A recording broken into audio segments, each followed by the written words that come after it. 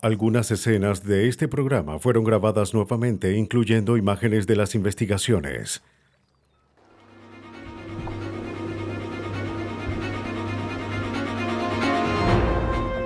Un pueblo turístico se convierte en una trampa mortal para 3 vacacionistas. Los investigadores deben vincular al sospechoso a la escena, o su caso se enfriará en esas profundas aguas. Una mujer es disparada durante su secuestro y la escena es grabada. ¿Los detectives podrán atrapar al asesino con una imagen borrosa?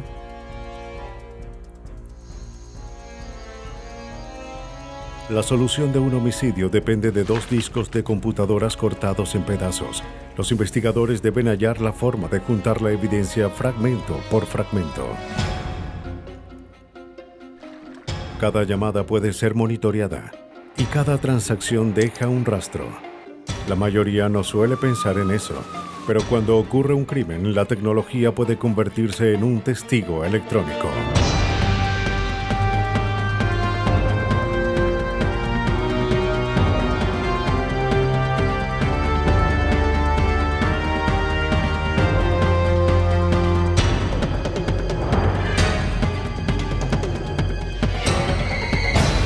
Los nuevos detectives, casos estudiados por la ciencia forense. Testigo electrónico.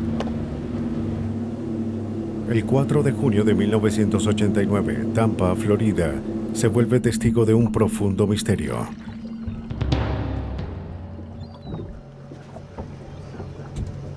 A las 9:30 de la mañana, un cuerpo es descubierto en Tampa Bay.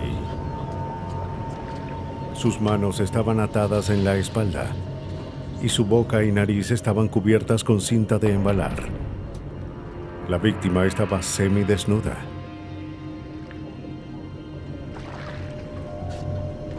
La guardia costera llega a recoger el cuerpo. Cortan un peso que estaba bajo la superficie.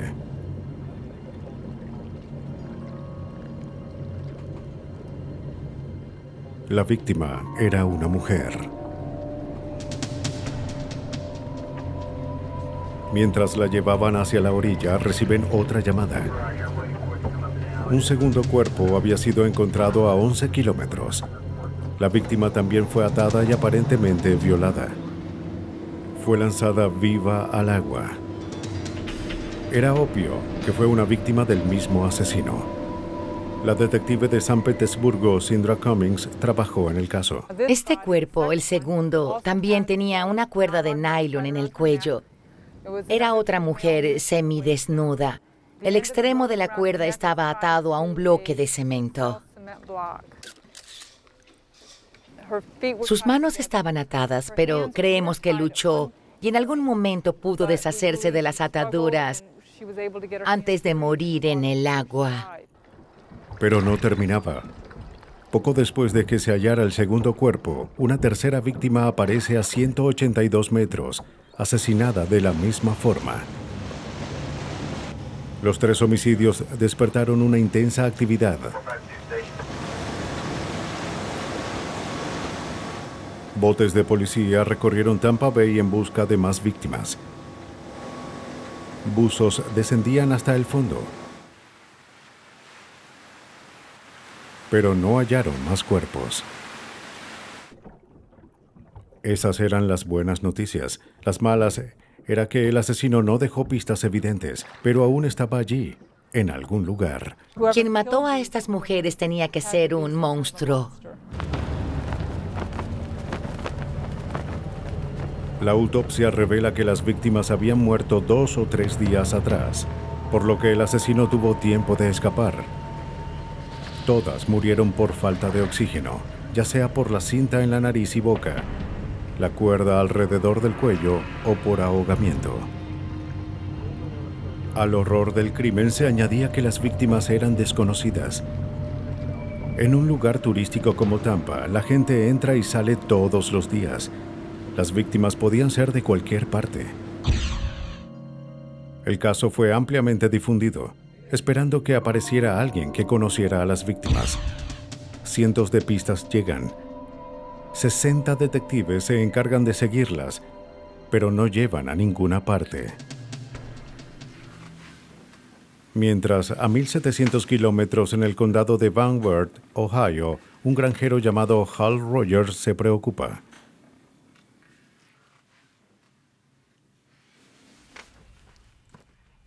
Su esposa Joe y sus hijas Michelle y Christy vacacionaban en Florida. Pero quiero que papá venga. Era la primera vez que salían del lugar. Las chicas nunca habían ido a la playa y estaban muy emocionadas. Pero Hal no podía dejar su trabajo en la granja y dijo que se fueran sin él. Su último mensaje era de 11 días atrás y no habían llamado en una semana. Él sabía que algo no andaba bien. Mientras Hal pensaba en ir a Florida a buscar a su familia, la empleada de un hotel en Tampa tenía sus propias sospechas. Había ido a la misma habitación 7 días seguidos para limpiar, que las ocupantes no habían dormido allí ni usado las cosas. No las he visto. ¿En serio?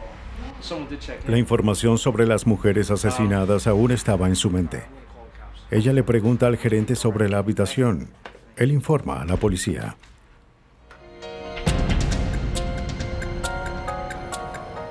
La habitación estaba a nombre de Joe Rogers, quien había llegado con sus 2 hijas. Los forenses buscan huellas en el lugar. Una de las mujeres es identificada como una de las víctimas. Identificar los cuerpos era difícil ya que estaban en un grado alto de descomposición. Pero los investigadores ya tenían algo con que continuar. En el registro, Rogers había colocado su vehículo. El auto no estaba en el estacionamiento. La policía procede a buscarlo. Lo encuentran estacionado a 4 kilómetros del hotel. Los forenses registran cada centímetro por pistas. Encuentran un folleto turístico. Atrás estaba escrita la dirección del hotel. Se compara la caligrafía con la de Joe, Christy y Michelle. No concordaron. Parecía ser letra de alguien que conocieron por el camino. Para los investigadores, esto quería decir que ellas se habían perdido y le pidieron la dirección a alguien. No era un indicio muy claro. Un turista suele conversar con desconocidos. Pero esa era la causa de la preocupación de los investigadores.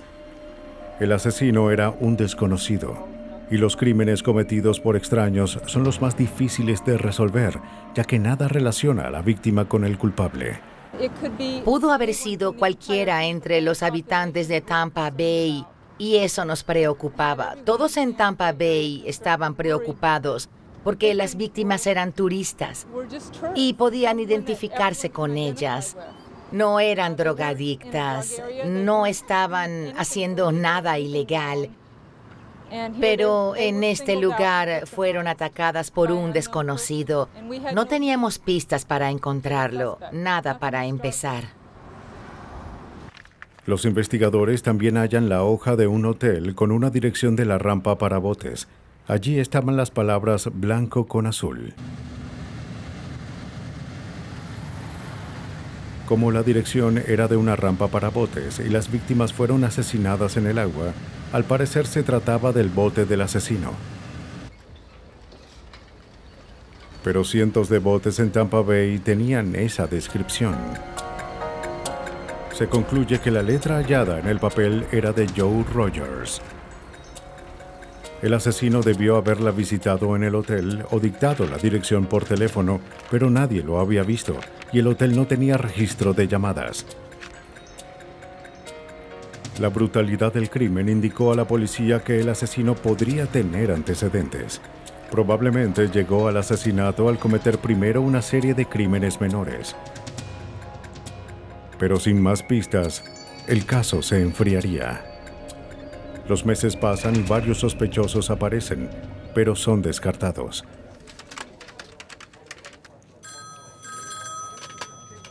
En octubre, 4 meses después, los investigadores reciben un informe sobre una violación ocurrida en Madeira Beach. 2 semanas antes del asesinato de las Rogers. La víctima era turista. Madeira Beach se encuentra solo a 16 kilómetros de la escena del crimen. El sargento Glenn Moore opina que esa no era la única similitud entre el caso y el asesinato de las Rogers. El sospechoso del caso de Madeira Beach amenazó con usar cinta de embalar en la víctima de la violación, lo cual ocurrió con nuestras víctimas. También amenazó a esta mujer con matarla. Le dijo que la asesinaría. Y además tenía un bote azul y blanco.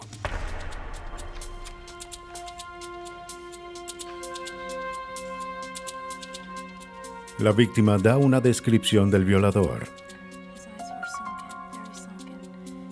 Además de que tenía un bote azul y blanco, ella recuerda que conducía un vehículo de doble tracción con ventanas ahumadas. Un bosquejo del rostro del atacante es publicado en los diarios. Las pistas aparecen. Pasarían meses hasta que los detectives pudieran investigar los indicios que vincularan a un sospechoso con las víctimas. Pero no obtienen resultados. Había pasado casi un año. Lo único que tenían era la imagen de un violador que podría ser o no ser el asesino.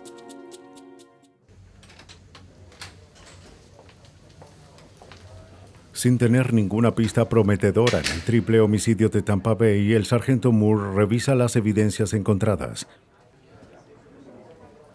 Tenía un dibujo sin identificación y un folleto con la dirección del hotel escrita con una letra desconocida. El folleto es enviado al laboratorio de Florida ubicado en Tampa para una búsqueda de huellas dactilares.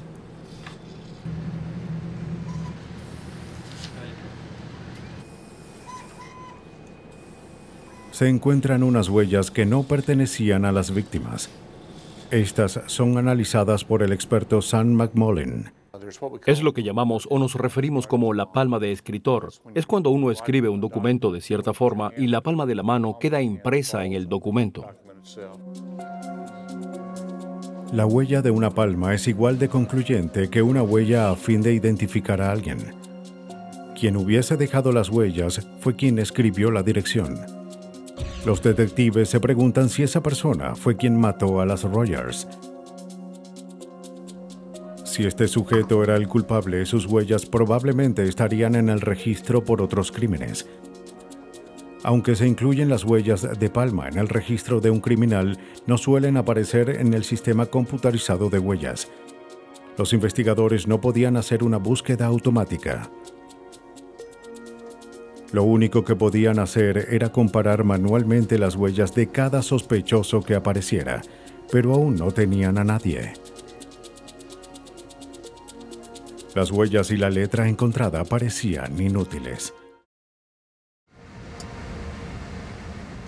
Pero Moore no dejaría enfriar la investigación. El asesino de las Rogers seguía libre y la policía estaba decidida a encontrarlo. A fin de hacerlo, organizan conferencias de prensa y publican anuncios. Típicamente, uno difunde fotografías de las víctimas y pregunta si alguien sabe algo sobre el caso. Creo que lo que hicimos con los anuncios fue un poco diferente, ya que colocamos una imagen con el texto escrito y le pedimos a la gente que lo mirara y nos dijese si sabían quién lo había hecho. Entre el diluvio de pistas, una sobresalió. Una mujer llamada Joan Steffi declara que la letra se parecía a la de un anterior vecino, un contratista de una empresa de aluminio llamado Ova Chandler. Ella vio la imagen cuando apareció por primera vez y pensó que se parecía a Chandler, pero no estaba segura. El texto aumentó sus sospechas.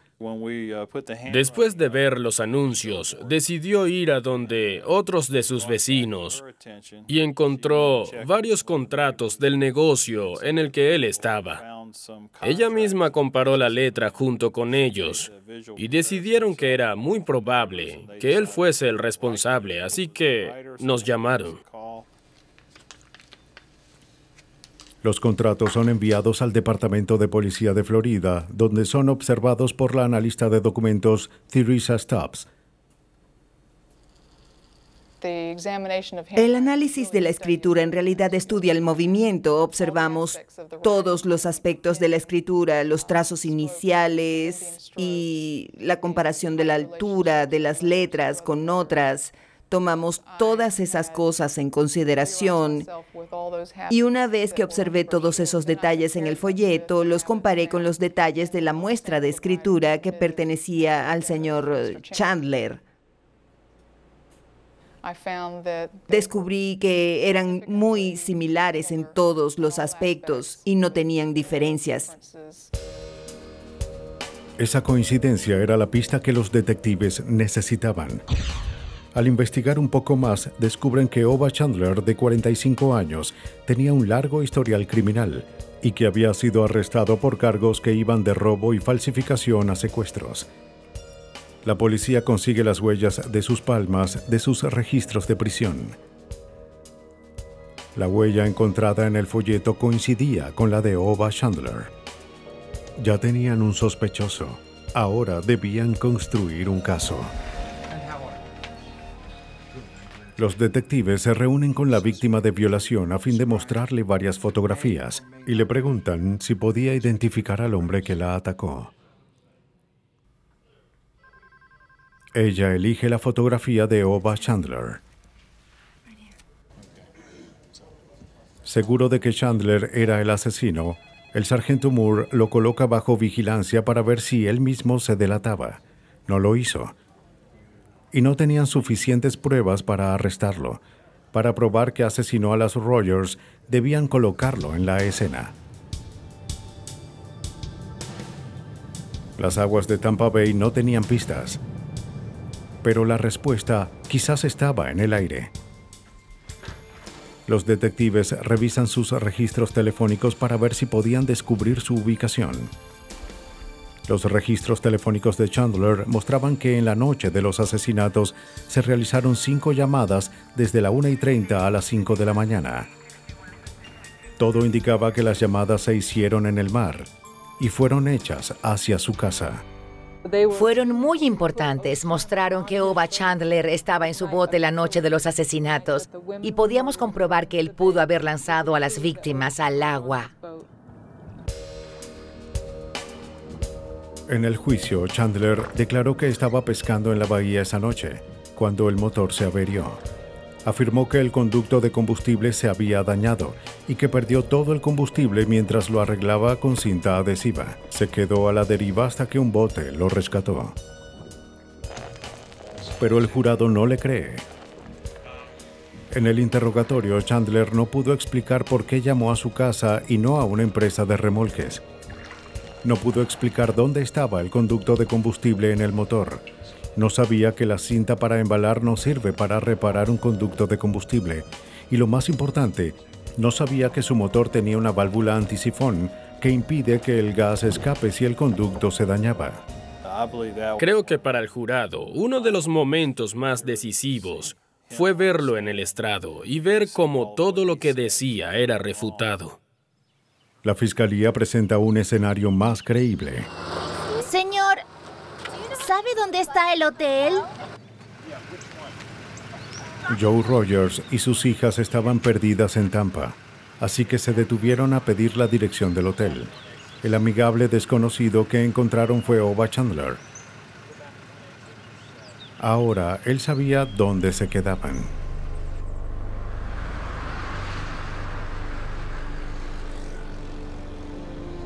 Posiblemente las llamó poco después de llegar al hotel y las invitó a ver el atardecer en su bote.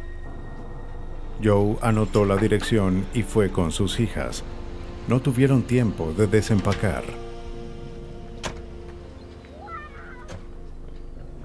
Cuando llegaron al muelle, Chandler estaba allí para recibirlas. Abordan el bote, sin sospechar que ese sería su último atardecer. Por sus crímenes, Ova Chandler fue condenado a muerte. A Ova Chandler no le importaba quiénes fuesen sus víctimas, pero la mayoría de los asesinos son más selectivos. Para atraparlos hay que hallar un motivo. En el condado de Northumberland, Pensilvania, una joven regresa de la casa de sus abuelos. Ya había recorrido ese camino docenas de veces y su mente estaba a cientos de kilómetros. Pero el 12 de junio de 1989 nota un olor a descomposición.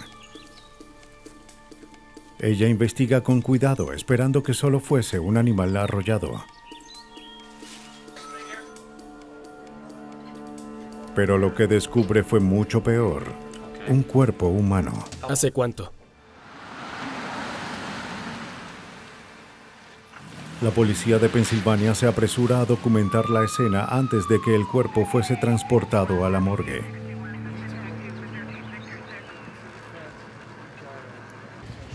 Toda investigación de homicidios empieza con 3 preguntas. ¿Quién era la víctima? ¿Cuándo ocurrió el asesinato? ¿Y quién lo hizo? Robert Sakavage, ex fiscal de distrito y ahora juez, buscaba respuestas. No lográbamos una identificación rápida. Había que usar técnicas científicas. Un odontólogo forense examinó los dientes a fin de lograrlo. También nos interesaba saber cuándo ocurrió el crimen. El clima cálido afectó la escena. No había mucho para recoger. Todo lo que la policía sabía era que la víctima era una mujer. No lograron obtener detalles de su muerte con facilidad. Su ropa dio la primera pista. El forense Richard Aldrich analizó los restos. La ropa fue removida y después la observamos y examinamos. En ese momento, creímos que había sufrido repetidas puñaladas en la espalda que atravesaron la ropa, heridas con un objeto filoso. Luego se observan los insectos en el cuerpo. Se utiliza el ciclo de vida de las moscas y los escarabajos para calcular el momento de la muerte. Mientras más tiempo pasa, más generaciones de insectos aparecen. Se determina que la víctima fue asesinada de 19 a 25 días antes.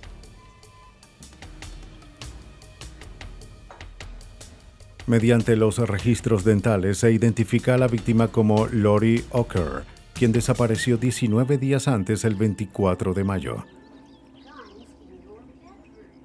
Lori Ocker había regresado a casa de sus padres junto con su hijo después de separarse de su esposo. Fue vista por última vez a las 3:30 cuando salía a su trabajo en una tienda de mascotas. A las 4 no había llegado al trabajo. Su jefe llama a su casa para saber dónde estaba. Su madre se preocupa. Ella debió haber llegado. Pensando que su auto pudo haberse accidentado, sus padres siguen la ruta de ella. No vieron ninguna señal de su hija hasta llegar al centro comercial. El auto estaba estacionado cerca de la entrada, pero no supieron nada de ella hasta que su cuerpo fue encontrado 19 días después. Por casi 3 semanas, Lori Ocker fue considerada una persona desaparecida. Pero ahora su caso era de homicidio, y los esfuerzos se centran en encontrar al asesino. La madre de Lori declara que ella había recibido amenazas de su esposo, Robert Ocker. La pareja mantenía una batalla legal por su hijo. Lori le tenía tanto miedo a Robert que escondía un arma debajo de su cama. Él se convierte en el sospechoso principal. Poco después de la desaparición de Lori, la policía interroga a Robert Ocker. Él les dice que estuvo haciendo diligencias en Plymouth Caravel. No había visto a Lori. Los padres de él concuerdan en que había salido, pero que había conducido el auto de su madre, un Chevy Celebrity del 84. En ese momento, los investigadores no le prestan atención a esa inconsistencia. Robert pudo haber mentido, ya que el seguro del Chevy no lo cubría. Para probar la participación de Robert, debían colocarlo en la escena del secuestro. La policía va al centro comercial para preguntar si alguien vio algo sospechoso. Hablan con la empleada de un banco situado al lado de la entrada. Ella sugiere que quizás el video del cajero automático podría tener alguna pista, ya que grababa el lugar donde la víctima estacionó su auto. ¿Por qué no ven la cámara del cajero? La cámara de un cajero automático cambia imágenes fijas en videocintas en ciertos intervalos. La cámara del lugar donde Oker desapareció tomaba una foto cada 10 segundos. Lori Oker había estado desaparecida por 5 días cuando los investigadores logran obtener la cinta. La imagen borrosa pero evidente mostraba el auto de Oker. Al lado había una persona que pensaron era Oker. Pero la próxima imagen, capturada 10 segundos después, llama la atención de los investigadores. La imagen no era clara. La cámara se centraba en una persona que hacía una transacción en la máquina y tras su hombro, hacia el estacionamiento, vimos lo que pensamos era la escena de un secuestro. La imagen mostraba un auto en el camino de la víctima. Ella se inclinaba hacia el auto. En la próxima imagen, el auto se va y Lori ya no estaba.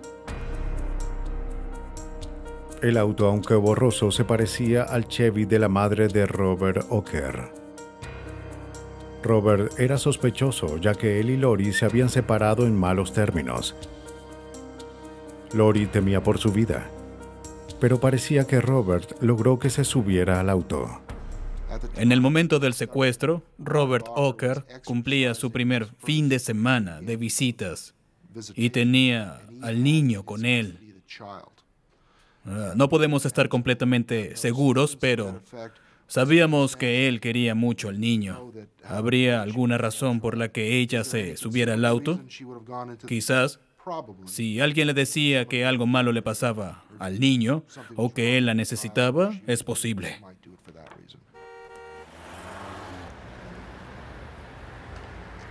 Los investigadores se enfrentan a dos problemas al vincular el auto con el homicidio.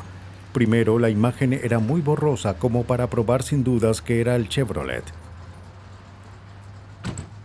Segundo, el padre de Robert Oker había vendido el auto 3 días después de la desaparición de Lori Oker. Había cambiado 4 veces de manos desde que Oker lo vendió. Pero finalmente localizan a su nuevo dueño a 145 kilómetros. A pesar de que el auto había sido limpiado profundamente antes de la venta, el equipo forense logra obtener pistas. En la goma de una puerta, hallan fibras de cabello que coincidían con el de la víctima. Había sebo en el cabello, es decir, que no se había caído. La pregunta era por qué el cabello estaría en un auto que no le pertenecía a Robert Oker, sino a su madre. Es crucial ya que sabíamos que ella casi nunca se acercó a ese vehículo.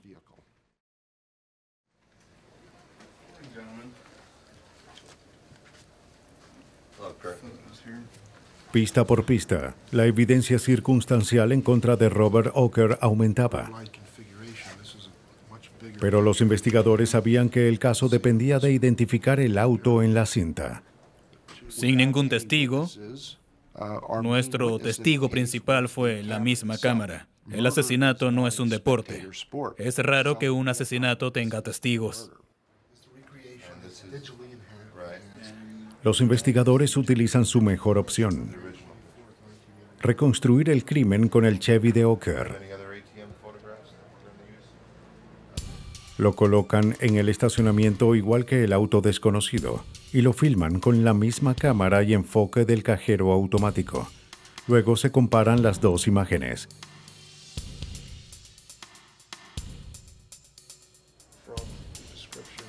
Los resultados fueron animadores, pero insuficientes para despejar dudas razonables. La grabación del cajero no bastaba. Había que mejorar la calidad de la imagen, pero en 1989 esa tecnología estaba en su infancia. No sabían si era posible mejorar el video. Sakavach pide ayuda a Eastman Kodak. Ellos sugieren a la NASA. Si alguien podía convertir imágenes borrosas en evidencia sólida, estaba en la Organización de Defensa de Misiles en el Centro Espacial Kennedy. El investigador Allen Tidgen está a cargo de analizar imágenes de lanzamientos de transbordadores para solucionar problemas. La policía lo contacta, pero él sabía que para mejorar la imagen de la cinta no había que ser científico, aunque estaba cerca. El proceso era casi el mismo, pero el material que se encuentra en una cinta de un cajero automático es de calidad inferior al que normalmente nos enfrentamos. La imagen tenía una calidad muy baja para mostrar el número de placa del auto. Lo que podía hacer era identificar el modelo del vehículo. La imagen se descarga en una computadora, que la convierte en una imagen digital hecha de puntos de luz llamados píxeles. 512 píxeles por línea, 512 líneas por imagen. El proceso llevó 5 días. La computadora, controlada por una serie de ecuaciones matemáticas, manipula los píxeles y mejora la imagen. Ningún humano interviene en generar un resultado específico. Las matemáticas lo determinan. Cada serie de ecuaciones produce un rumbo diferente. Tidgen debía ser meticuloso en lo que hacía. Estaba creando un precedente, ya que nunca se había mejorado la calidad de un video en un caso capital. Se dedica por 3 semanas a mejorar el video. Una vez que lo hace, se dedica a mejorar el video de la reconstrucción del caso. Usa los mismos parámetros en ambos a fin de mostrar que las imágenes fueron mejoradas más no alteradas. Aún con la mejora, el auto del video original no se veía perfectamente claro. Para lograr el caso, los investigadores contratan a un experto de General Motors a fin de identificar el modelo y la marca del auto. Lo identifica como un Chevy Celebrity del año 83 u 84. La madre de Oker conducía un modelo del 84. Sakavach logra colocar el auto de los Oker y a Robert Oker en la escena del crimen. La mejora de la imagen fue un éxito. De acuerdo con la evidencia forense y las imágenes mejoradas, Robert Oker es sentenciado a muerte por el secuestro y asesinato de su esposa, Lori Oker. Este caso también estableció la mejora de imágenes como una herramienta útil en el arsenal de los detectives. Hay videocámaras a nuestro alrededor. Estas capturan imágenes y si algo importante ocurre, la policía recurrirá a estas cámaras para encontrar evidencia sólida. Y ahora están usando técnicas digitales para mejorar las imágenes, hasta un punto en el que son más confiables que nunca antes. Cada investigación de asesinato es como un rompecabezas. Para resolverlo hay que reunir las piezas correctas. Pero en un caso en Filipinas, los investigadores tenían las piezas, pero no sabían cómo juntarlas. En la madrugada del 25 de febrero de 1991, una camioneta en un camino solitario llama la atención de un taxista de la ciudad de Ángeles, Filipinas. Se detiene a ayudar al conductor. Se da cuenta de que ofrecer ayuda sería inútil. La conductora estaba muerta.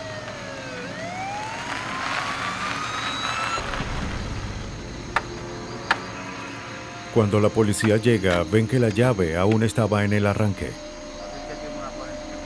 La conductora estaba atrapada en su asiento. Era estadounidense. Se notifica a los oficiales de la base aérea cercana. Policía Central. Policía Central. Estamos reportando que encontramos a una mujer muerta en una camioneta roja. El grupo allí es muy unido. El primer investigador que llega a la escena cree reconocer a la camioneta y a su conductora, Julie Snodgrass, la esposa de un sargento.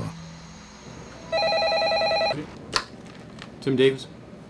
El forense de la Oficina de Investigaciones Especiales, Teniente Coronel Tim Davis, acude a la escena. Cuando nos acercamos al vehículo, uno de los agentes dijo, «Señor, creo que es Julie».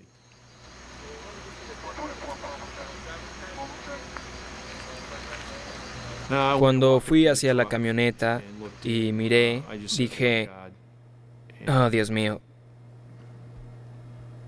Son cosas que no se olvidan. Es en serio, no se olvidan. Como esposa de un oficial, Julie era una mujer amigable que iba a los días de campo y las fiestas junto con su esposo Joe y a veces sus 2 hijos. Era una buena mujer, amigable. No sabía si tenía enemigos.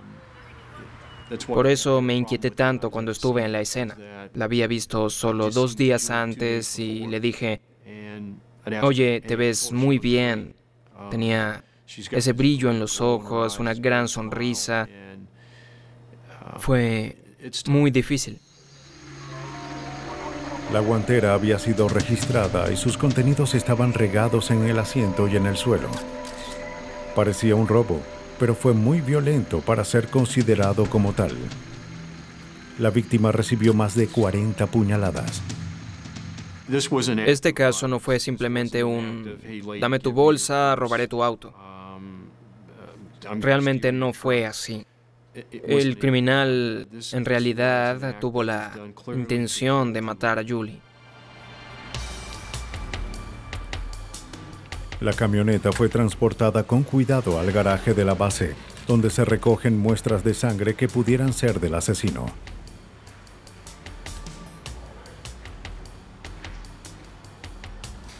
También se recogen muestras de cabello y fibras. Las muestras son enviadas al laboratorio del ejército en Camp Sama, Japón. Los resultados son negativos. La sangre, cabello y fibras encontrados en el auto solo pertenecían a la víctima.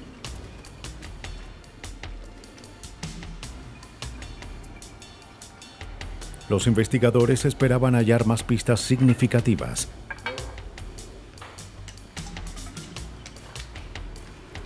El auto fue cuidadosamente encerrado en una tienda y rociado con vapores de cianoacrilato que revelan huellas presentes.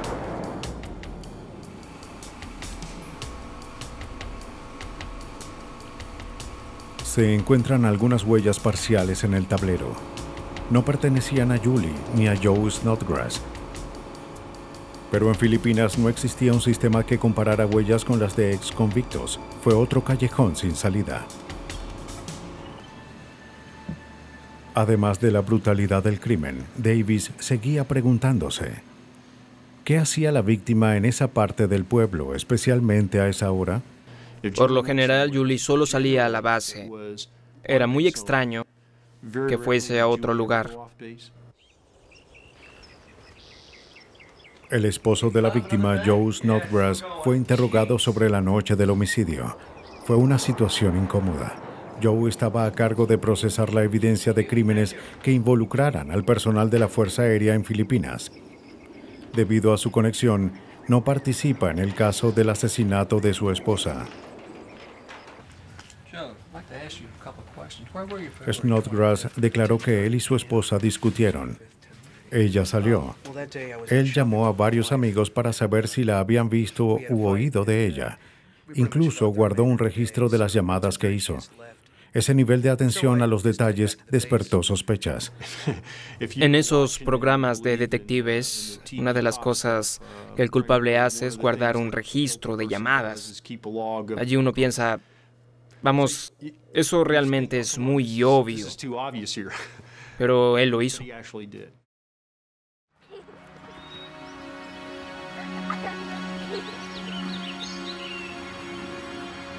Joe y Julie Snodgrass tenían un historial de problemas.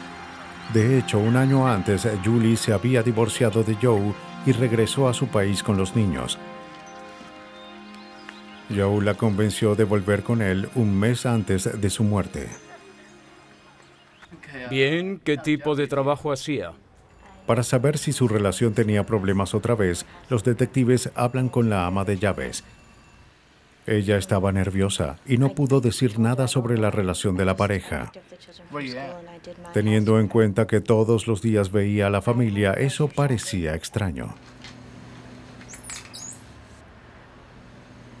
Los investigadores no tenían evidencia que justificara sus sospechas en contra de Joe Snodgrass. Pero el ama de llaves decidió decir la verdad. ¿Tienes algo que decir? Cuando la investigación del asesinato de Julie Snodgrass se enfriaba, la joven ama de llaves ofrece pruebas que reabren el caso. Ella confiesa tener una aventura con Joe Snodgrass. Eso no es todo. Declara que él le escribió una carta en la que pidió que contratara a un familiar para que matara a Julie. Él me pidió que buscara a alguien que la matara. Ella la destruyó, pero su palabra bastó a fin de conseguir una orden para registrar la oficina de Joe.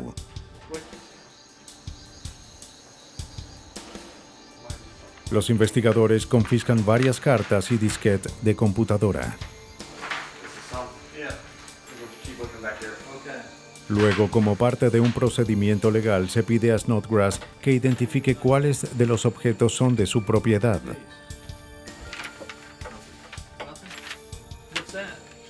Cuando le muestran los disquetes, Snodgrass se lanza hacia ellos y saca algo de su bolsillo.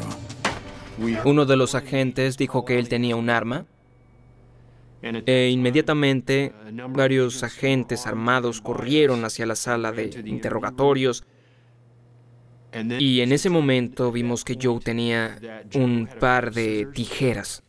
Snodgrass había llevado un par de tijeras dentadas. Tomó el disquete con un solo movimiento. Ocurrió en cuestión de segundos.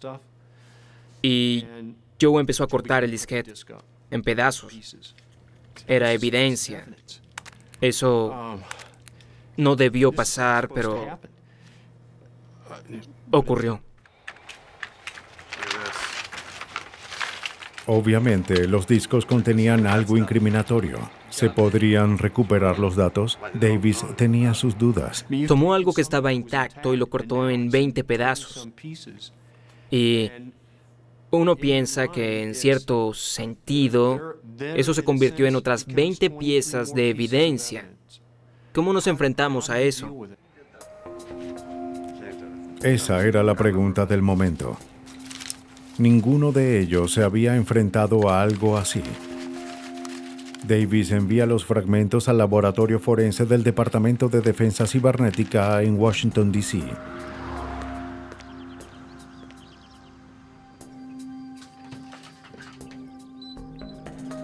El agente especial Jim Christie, de Investigaciones Especiales de la Fuerza Aérea, se encarga de la evidencia. Cuando recibí la llamada desde Filipinas, todos nuestros investigadores tratábamos de hallar a alguien que tuviese una técnica para recuperar datos, ya que nadie lo había hecho antes. Esto te encantará. El disco no solo fue cortado, sino que cada fragmento estaba abollado. Christie envía los discos a varias compañías privadas, a otras agencias y al FBI. Cada una dijo que la tarea era imposible y asombrosamente costosa. Cuando mi compañero Ed Cutchins y yo manejamos para buscar los discos y regresar a las oficinas, Ed dijo, bien, has dejado que todos le echen un vistazo, ahora es mi turno. Y le respondí, ¿qué piensas hacer? Él dijo, bien, los pegaré con cinta. No les diré lo que le respondí. Hicieron experimentos con disquetes formateados y vacíos. cortándolos, pegándolos con cinta y colocándolos en un lector para ver si los datos podían leerse. El primer intento los decepcionó. Lo encendimos y vi cómo el lector se movió en la mesa por 15 segundos hasta que los cabezales estallaron. Antes de intentar otra vez, los investigadores colocan un segundo disco bajo el primero para cubrir las partes dañadas. Vieron su primer rayo de esperanza. El disco sobrevivió. Pero antes de aplicar la técnica al disco de evidencia, debían aplanar los fragmentos primero. Una vez más, el proceso de ensayo y error tiene resultados. Se coloca una soldadura en una sección de aluminio, lo que produce la cantidad de calor y presión necesarios para aplanar los frágiles fragmentos. Después de aplanar los fragmentos, los investigadores tratan de leerlos. Sabían que solo tenían una oportunidad, así que cuando unen las piezas proceden a leerlas con cuidado. Temíamos que si las colocábamos juntas y una pieza se rompía y chocaba con el cabezal, las demás se dañarían, así que decidimos usar un disquete para cada fragmento. Cada fragmento es colocado en un disco diferente y leído individualmente. Había 23 fragmentos y 23 discos, y solo una oportunidad para atrapar al asesino. Los expertos en Washington, D.C. intentan ensamblar las piezas de un disco roto a fin de resolver un homicidio. Algunos fragmentos eran tan pequeños que los investigadores no sabían cómo colocarlos en el disco. Estas piezas son rociadas con una solución llamada Magnacie. Al secarse, esta sustancia se convierte en polvo y revela los rastros magnéticos de los fragmentos de disco. Una vez que el fragmento se coloca en el disco de apoyo, se remueve el polvo. Al fin llega el momento de leer los fragmentos. A fin de observar y analizar los datos, los investigadores utilizan un programa llamado AnaDisk, desarrollado por las fuerzas de la ley. AnaDisk conservaba los diferentes segmentos del disco y los mostraba en la pantalla para que pudieran ser combinados. Las piezas, en más de un sentido, empezaban a juntarse. Pero los fragmentos aún causaban problemas. La información en un disco es altamente comprimida. En cada unión de los fragmentos del disquete se perdía contacto con el lector y varios segmentos de datos se perdían. Para este grave problema se busca una sencilla solución. Solo colocó un dedo en el cabezal, así como se hacía cuando una vieja máquina de fotografías con monedas se atascaba. Cuando colocó el dedo en el cabezal y volvimos a leer ese fragmento, el lector no tuvo problemas. Los investigadores hallan cartas de amor que Snodgrass escribió tanto a su esposa como a su amante, además de cartas a su compañía de seguros en la que pedía que aumentaran la cobertura de Julie. Además, encuentran evidencia que vinculaba a Joe con un negocio de mercado negro. Pero lo siguiente que encontraron fue similar a una confesión firmada. Hallamos el último párrafo de una carta en la que le pide a su novia que contrate a un sicario, y sabemos que ella lo hizo. Lo contrató. Tomó 5 semanas, pero el laboratorio forense logró algo que se creía imposible. Recuperaron evidencia que pudo vengar una muerte brutal. Y en el proceso desarrollaron una serie de técnicas que otros seguirían. Los expertos decían que el costo llegaría a los millones de dólares, pero solo se gastaron $130.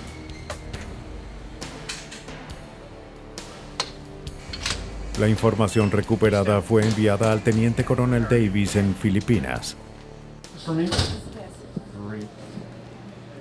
Al principio no pensamos que pudiésemos lograrlo, pero con la información que recuperaron del disquete no había ninguna duda. Teníamos a Joe. Los investigadores reconstruyen los hechos que probablemente llevaron al asesinato. Joe Snodgrass, un hombre controlador en su matrimonio, la convence de enviar un dinero que debía a uno de sus contactos en el mercado negro. Le dice que recoja a 2 de sus compañeros y conduzca con ellos hacia el punto de encuentro. Ella acepta. No sabía que los hombres que había recogido eran los que él contrató para asesinarla. Eran familiares del ama de llaves de los Snodgrass. Ella confía en ellos y los lleva hacia un lugar apartado. Allí la matan. Díganos qué fue lo que ocurrió. Ellos confiesan y reciben 20 años. El ama de llaves recibe libertad condicional. Lo haré por última vez. No más. Y la mente maestra del crimen, Joe Snodgrass, es condenado a cadena perpetua. Nunca llegas a pensar que puedes llegar a investigar a uno de los tuyos por asesinato o conspiración para asesinar. No se te pasa por la mente, jamás.